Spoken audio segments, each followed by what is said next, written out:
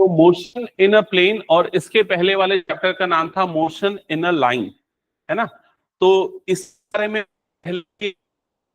है, अगर मान लो ट्रेन जो है एक रेलवे ट्रैक पे चल रही है, motion in a straight line होगा, क्योंकि उसका एक ही डायमेंशन चेंज होगा। समझ में आ गया?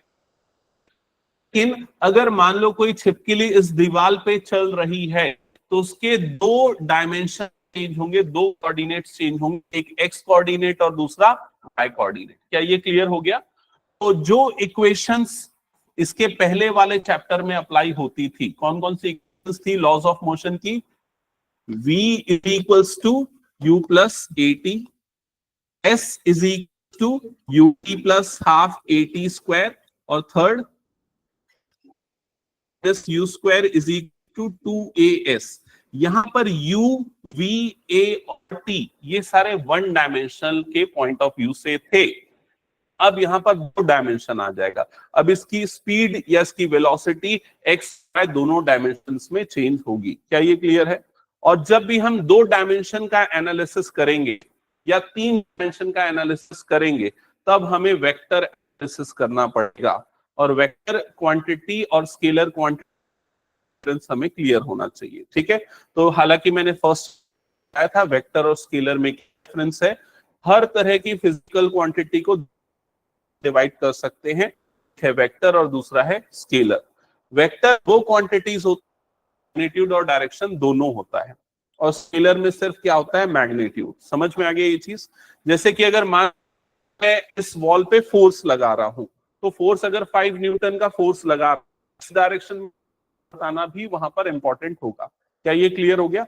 हम और कौन कौन सी वेक्टर है और स्केलर क्वांटिटी है। ठीक है, इसके अलावा और किस चीज की, इसके अलावा एक सिस्टम चाहिए जो में अच्छे से पढ़ हो, लेकिन 2D के बारे में, 3D का भी थोड़ा बहुत नॉलेज पड़ेगा। तो 3 डायमेंशनल कोऑर्डिनेट ज्योमेट्री क्या होता है? जैसे कि ये रूम है, यहाँ पर एक एक्सेस ये वाला हो गया एक्स एक्सिस, दूसरा वो हो गया वाई एक्सिस, और तीसरा ये एक्सिस। क्लियर? अब ये एक्स एक्सिस है तो वाई एक्सिस है, तो एक्स और वाई एक्सिस से ये जो वॉल बन रही है, इसको हम एक्स बोलेंगे। क्या ये क्लियर हो गया? और अगर मान लो कोई पॉइंट प्लेन में आ रहा है, तो उस सेक्शन में उसका एक्स कोऑर्डिनेट एग्जिस्ट करेगा, वाई कोऑर्डिनेट एग्जिस्ट करेगा, और उसका जेड कोऑर्डिनेट क्या हो जाएगा? कि जेड कोऑर्डिनेट मतलब वो कितना इस डायरेक्शन में आगे बढ़ रहा है वो बताता है। क्या ये क्लियर हो गया सबको? ठीक है, कोऑर्डिनेट भी आपको होना। चलो आगे बढ़ते हैं। अब देखो इस चैप्टर में मोशन इन द प्लेन में सबसे पहले हम स्केलर और वेक्टर पढ़ने वाले हैं। Multiplication of vector by real, subtraction of vectors, graphical method, resolution of vector. मतलब ये जो पूरा यहां से यहां तक का पूरा पार्ट, मैथमेटिकल पार्ट, पूरा अलजेब्रा, पूरा इसका सिस्टम पढ़ेंगे। और उसके बाद ये वाला जो पार्ट है ना, ये पूरा फिजिकल पार्ट है। यहाँ पर हम वेक्टर जो पढ़े हैं उसको यहाँ पर, ठीक है। सबसे पहले लिखो वेक्टर क्वांटिटी की डेफिनेशन। लिखो vector quantity. Vector quantity, a quantity that has magnitude as well as direction. A quantity that has magnitude as well as direction is called vector. Is called vector.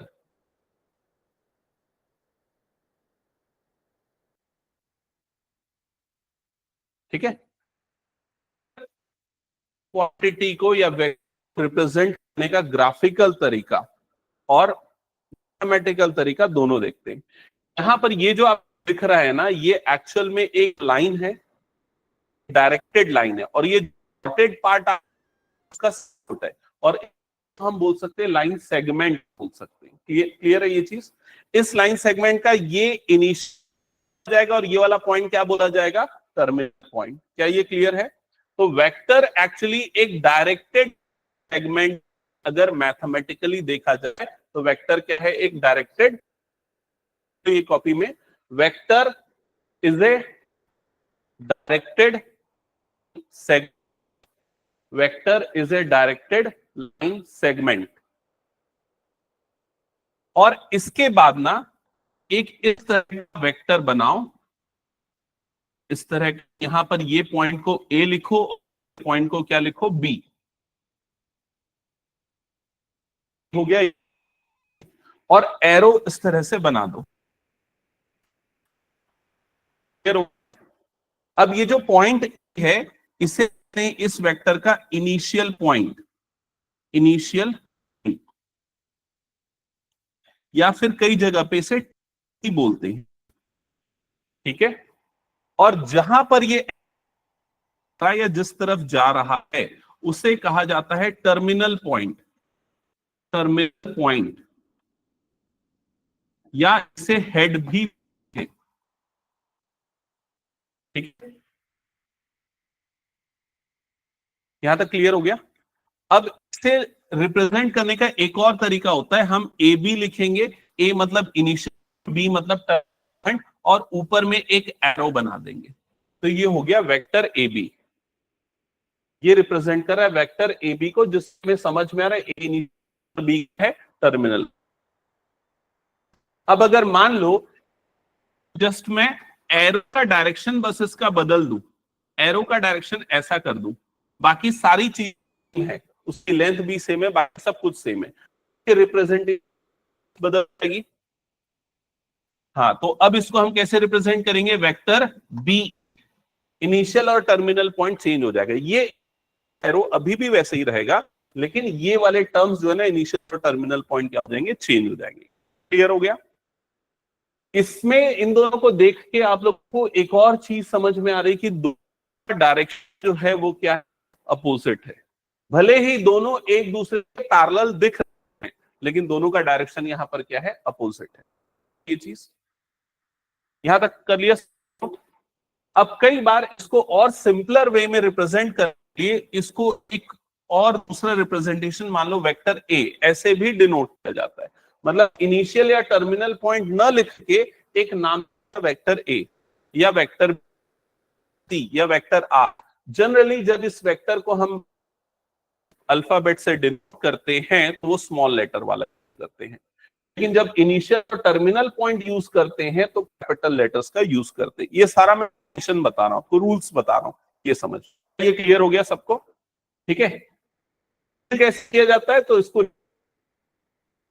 करेंगे vector. Clear हो गया।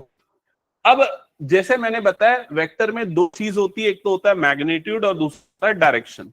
अब direction किस तरीके से, वो किस दिशा में जा रहा है, मतलब हो सकता है ये हमारा नॉर्थ हो और ये वाला पार्ट हमारा क्या हो, ईस्ट हो। तो हम ये बता सकते हैं ये जो वेक्टर है ये नॉर्थ से कितने एंगल पे बन रहा है। मान लेते हैं ये 30 डिग्री, तो ये रिप्रेजेंटेशन हो सकता है उसका, उसको और कैसे डायरेक्शन को बता, कोऑर्डिनेट ज्योमेट्री के थ्रू भी डायरेक्शन को। फिलहाल हम मैग्नीट्यूड पे इसका फोकस करते। तो मैग्नीट्यूड का मतलब क्या है, मैग्नीट्यूड ये वर्ड तुम लोगों ने पहले भी सुना है क्या? जैसे अगर मैंने बोला 5 न्यूटन, तो जो नंबर 5 है वो उसका क्या हो गया, मैग्नीट्यूड।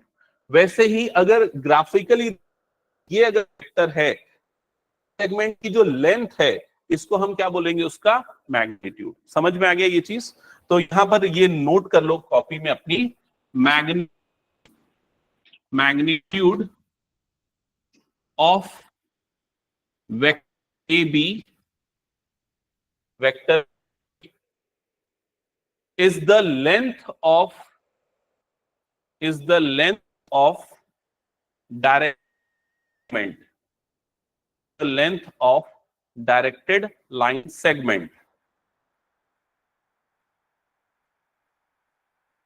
लिख लिया? पहली लाइन में लिखना है and it is represented by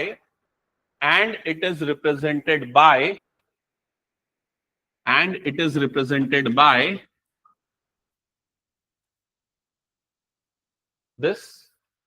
यहां पर ये जो दो वर्टिकल लाइंस दिख रही हैं जिसको मैग्नीट्यूड रीड करते हैं हम, तो यहां पर हो गया magnitude of vector A B. Clear हो गया ये चीज? लेकिन एक अकेला ये नोटेशन नहीं है, और भी कई नोटेशन है। कई बार हम इसे सिर्फ ए बी से भी डिनोट करते हैं, बुक में, कई बुक्स में ऐसा नोटेशन भी यूज होता है। क्लियर हो गया ये चीज। और अगर मान लो ये वाला वेक्टर रिप्रेजेंटेशन कर रहे हो तो आप इसको चाहो तो ऐसे भी डिनोट करो या फिर सिर्फ ए लिखोगे तो भी चलेगा। समझ गए ना ये चीज। तो ये सारे अलग अलग फॉर्म्स है, उसी चीज को शो कर रहे हैं, कंफ्यूजन ना हो इसलिए मैंने सारे फॉर्म्स लिख दिए। क्या ये समझ में आ गया वेक्टर का रिप्रेजेंटेशन? चलो हाँ, कुछ पूछना है इसमें? चलो आगे बढ़ते हैं। नेक्स्ट हेडिंग डालो position vector. Position vector, position vector. अब देखो इसके नाम से क्लियर है, वो पोजीशन को बताएगा, उस वेक्टर को हम क्या बोलेंगे? Position vector. अब किसी भी चीज की अगर पोजीशन हमें बतानी है तो हमें एक रेफरेंस पॉइंट लेना होता है। जैसे अगर मैं अपने कोचिंग की पोजीशन बताऊंगा कहां पर है, तो in front of Vasco da Gama या गोल चौक से इतने मीटर के डिस्टेंस में है कि नहीं ये। तो उसी तरीके से अगर हम स्पेस किसी पॉइंट की पोजीशन को बता रहे हैं तो हमें एक रेफरेंस पॉइंट चाहिए, और वो रेफरेंस पॉइंट क्या होता है? तो अभी फिलहाल मैंने 3 डायमेंशनल स्पेस लिया है जिसमें एक्स, वाई और जेड 3 है, और मान लेते हैं यहां पर एक पॉइंट आ रहा है, पॉइंट पी, जिसका कोऑर्डिनेट है एक्स, वाई, जेड, 3 कोऑर्डिनेट्स होंगे। तो ओरिजिन से उस पॉइंट को ज्वाइन करने वाला जो डायरेक्टेड सेगमेंट वाला वेक्टर बनेगा, उस वेक्टर को उस पॉइंट का क्या बोलेंगे? पोजीशन वेक्टर बोलेंगे। मैं रिपीट कर रहा हूं, अगर मान लो कोई भी एक पॉइंट पी है इस स्पेस में, ठीक है, उस पॉइंट पी को ओरिजिन से ज्वाइन करके जो डायरेक्टेड लाइन सेगमेंट मिलेगा, उस डायरेक्टेड लाइन को क्या बोलेंगे? उस पॉइंट का पोजीशन वेक्टर बोलेंगे। समझ में आ गया ये चीज? तो आप चाहो तो ये डायग्राम बना लो ताकि क्लियर हो। तो कैसे बनाओगे मैं आप लोगों की हेल्प करता हूं, यहां पर मेरे को देख के बनाना। सबसे पहले ये 2 एक्सिस बनाना, ठीक, यहां पर ये 3rd एक्सिस बनाना। 3rd एक्सिस ऐसा रहा है लेकिन एक्चुअल में वो बाहर की तरफ 3D डायग्राम बनाने की कोशिश कर रहा हूं मैं। समझ में आई ये चीज? यहां पर इस एक्सिस को अब हम एक्स एक्सिस लेंगे, इस एक्सिस को हम वाई एक्सिस लेंगे और इस एक्सिस को हम जेड एक्सिस लेंगे। क्लियर ये चीज? अब यहां पर एक पॉइंट मार्क कर दो, इस पॉइंट को ले लो P और इसके कोऑर्डिनेट ले लो x, y, z। ओके, और ये वाला पॉइंट क्या है? ओरिजिन है, तो इसको हम डिनोट करेंगे O से, और O से P को ज्वाइन करो तो आपको एक डायरेक्टेड लाइन सेगमेंट मिल रहा है। ठीक है, इस डायरेक्टेड लाइन सेगमेंट को वेक्टर बोलेंगे, और इस वेक्टर का नाम क्या होगा? वेक्टर OP इसका नाम होगा, क्योंकि इसका इनिशियल पॉइंट क्या है? O है, और टर्मिनल पॉइंट क्या है? P है। ठीक है, कई बार इसे एक सिंगल नेम वेक्टर R से भी डिनोट करते हैं, या वेक्टर A, वेक्टर B, कोई भी नोटेशन आप यूज कर सकते हो। ठीक है, ये क्लियर हो गया सबको? तो इस वेक्टर को या वेक्टर R को हम क्या बोलेंगे? Position vector of point P।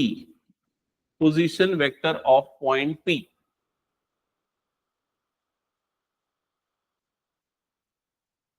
Clear हो गया सबको?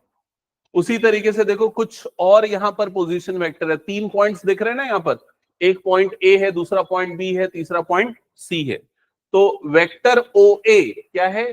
पॉइंट A का position vector. Vector OB point B का पोजीशन वेक्टर। दोनों तरीके से उसको रिप्रेजेंट किया जा सकता है। क्या ये सबको क्लियर हो गया? हटा दो फिर इसको मैं। चलो नेक्स्ट आते हैं टाइप्स ऑफ वेक्टर पे। तो हेडिंग डालना टाइप्स ऑफ वेक्टर्स। इसमें फर्स्ट टाइप है जीरो वेक्टर, या जिसे नल वेक्टर भी बोलते हैं। जीरो वेक्टर या नल वेक्टर।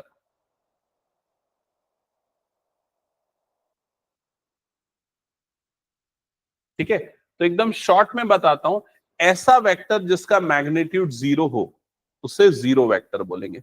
और मैग्नीट्यूड कब 0 होगा? मैग्नीट्यूड कब 0 होगा? जब उसका इनिशियल पॉइंट और टर्मिनल पॉइंट क्या हो जाए? सेम हो जाए। समझ में आई ये चीज?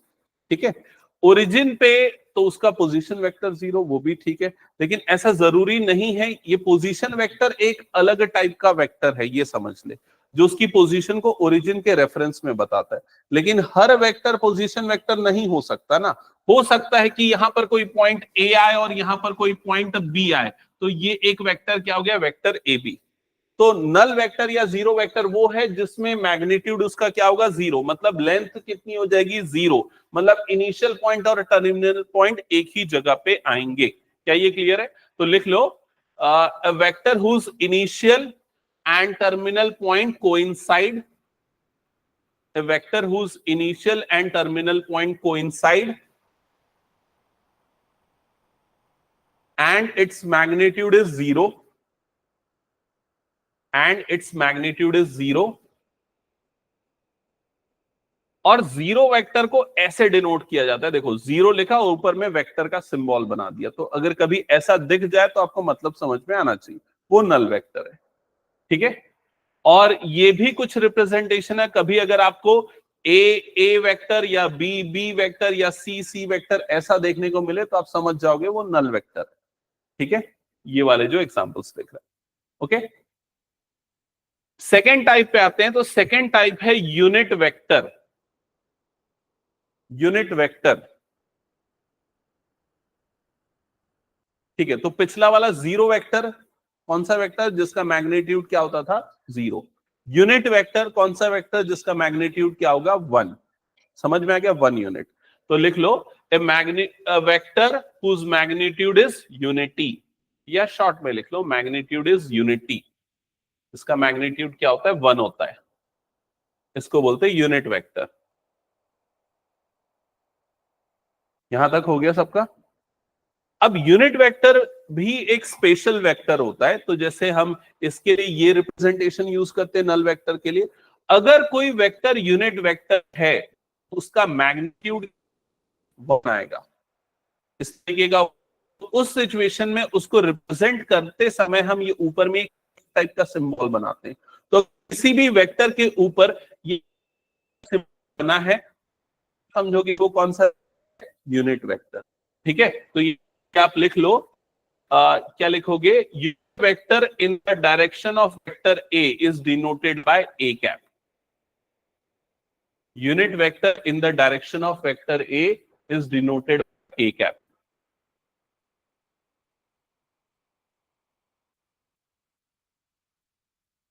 यहां तक हो गया सबका?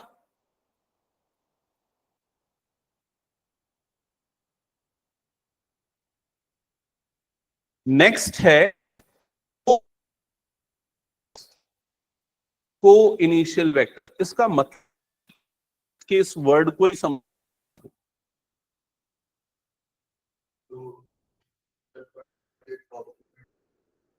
को इनिशियल, ये को कॉम्प्लीमेंट्री ने, को का मतलब यहां कॉमन, कॉमन इनिशियल पॉइंट।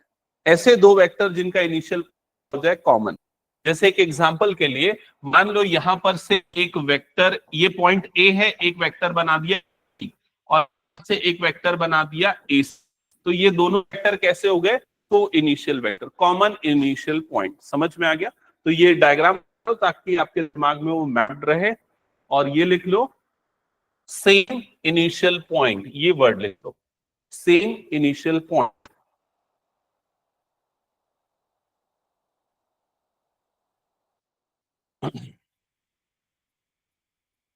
हो गया यहां तक?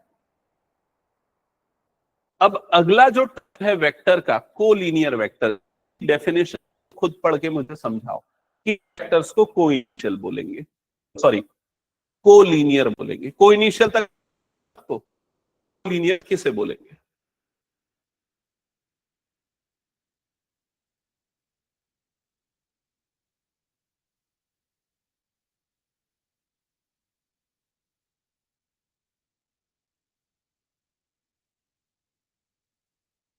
क्या मतलब?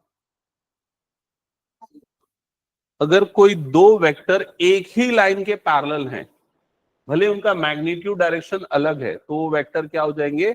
Collinear vector. अब इसको भी हम एक काम करते हैं, कुछ डायग्राम से शो करते हैं। मान लो एक वेक्टर ऐसा हो गया, दूसरा वेक्टर ऐसा हो गया, तीसरा वेक्टर ऐसा हो गया, है ना? तो देखो, इसका इसका मैग्नीट्यूड अलग है, इसका और इसका डायरेक्शन अलग है, लेकिन फिर भी ये तीनों वेक्टर एक ही लाइन के क्या हैं? पैरेलल है, तो इसलिए ये वेक्टर क्या हो जाएंगे? Collinear vector. समझ में आ गया? इन शॉर्ट पैरेलल वेक्टर आप ये मान सकते हो, जो वेक्टर पैरेलल होंगे वो कोलिनियर होंगे, ये बोल सकते हो। नेक्स्ट अगला लिखा है इक्वल वेक्टर्स। इक्वल वेक्टर्स, कोई भी दो वेक्टर तभी इक्वल होंगे जब उनका मैग्नीट्यूड और डायरेक्शन दोनों सेम हो। क्लियर हो गया ये चीज? तो लिख लो, two vectors A and B are said to be equal if they have same magnitude and direction.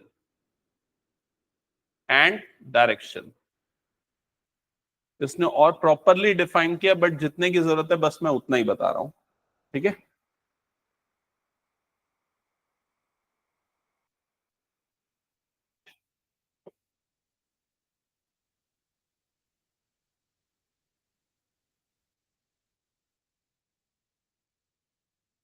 A and B are said to be equal if they have same magnitude and direction.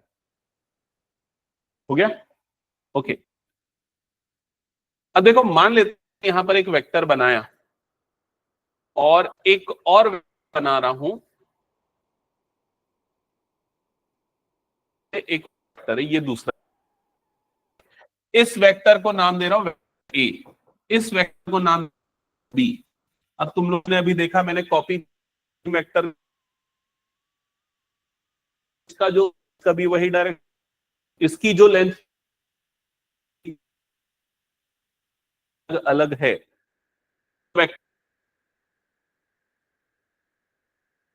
होंगे। हमें चीज देखनी है, दोनों का magnitude क्या होना चाहिए, सेम, और दोनों का डायरेक्शन सेम।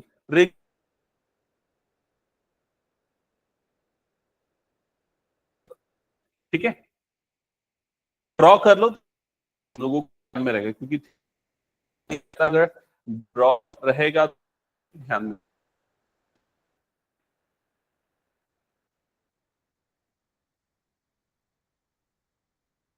फिर इसको लिखा है ग्राफिकली रिप्रेजेंट करके, रिप्रेजेंटली डिस्प्ले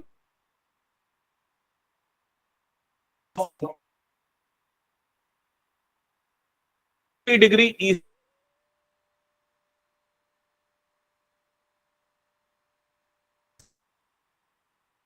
तो ये हम ले हो गया और साउथ। अब डिस्प्लेसमेंट क्या बोल रहा है ये, 30 degree east of north, north से डायरेक्टेड लाइन बना देंगे, और इस लेंथ कितनी हो जाए, 40 किलोमीटर। ये एंगल कितना बन जाएगा, 30 डिग्री। ये उस वेक्टर का ग्राफिकल रिप्रेजेंटेशन हो गई।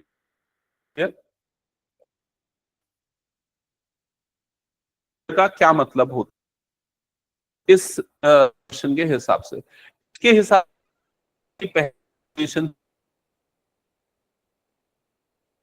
इस जगह पे आ गई है। पहले उसकी पोजीशन थी, मान लेते हैं उसकी पोजीशन कहां पर आ गई है, बी पे, तो उसकी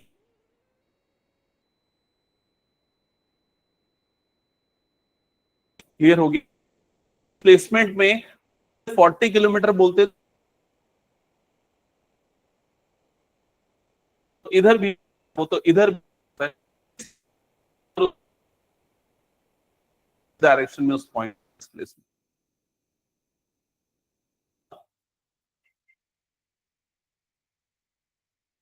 लेंथ जिसको हम क्या बोलते हैं, किलोमीटर है, 30 डिग्री डायरेक्शन है। ठीक है, हटा दो फिर। अब यहां क्वांटिटी की ऑलरेडी आंसर लिख है, लेकिन तुम लोग समझते हो कि किसका किस, जैसे ये लिखा है 10 kg, किस, वो कौन सी क्वांटिटी होती है, स्केलर। 2 मीटर नॉर्थ, तो यहां पर देखो मैग्नीट्यूड भी दे दिया, डायरेक्शन, तो कौन सी क्वांटिटी हो जाएगी, वेक्टर। फॉर डिग्री, ये स्केल क्यों है, बताओ।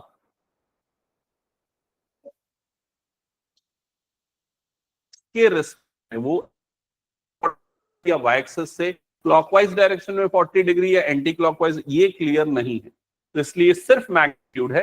यहाँ वॉट्स पावर की यूनिट है, स्केलर क्वांटिटी, चार्ज की यूनिट है, किसकी यूनिट है? एक्सेलरेशन। तो एक्सेलरेशन क्या होती है? वेक्टर क्वांटिटी, मतलब ये वेक्टर, समझ में आ गया? पर यूनिट्स के फॉर्म में गिवन था, आपको वेक्टर और स्केलर बताना था। पर है स्केलर क्वांटिटी, स्केलर डिस्प्लेसमेंट अगर हो तो कौन सी क्वांटिटी हो जाती? Vector quantity. Force quantity, velocity vector, work done scalar quantity. Type के सकते हैं एग्जाम्स, ठीक है। आगे बढ़ते, नेक्स्ट ये क्वेश्चन एक बार नोट करो, हम भी बनाओ।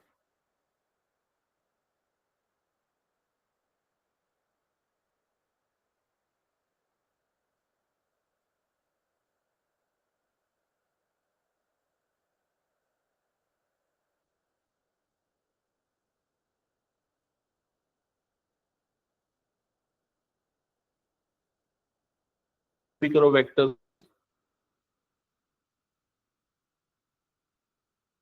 जैसे ये वेक्टर ए डी, ये वेक्टर डी, चेक करना करेक्ट हुआ है कि नहीं। वेक्टर मार्किंग गलत है, ये वाला डाउनवर्ड है, ये इस डायरेक्शन है, डायरेक्शन भी प्रॉपर बनाना ना।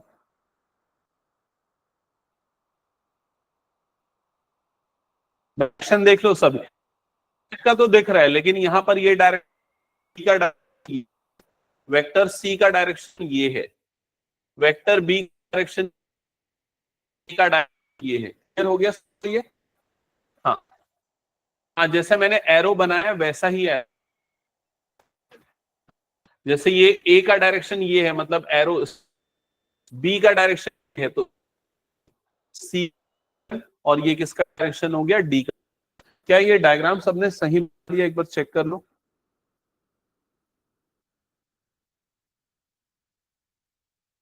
मतलब ये नीचे वाला पूछा, उसके आइडेंटिफाई द फॉलोइंग वेक्टर्स, पहले तो वेक्टर्स को कोइनिशियल बोलते थे।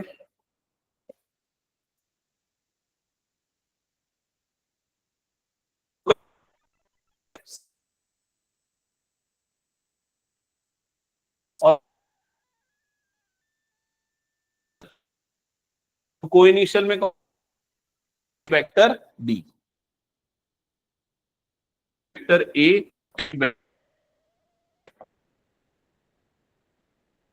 इक्वल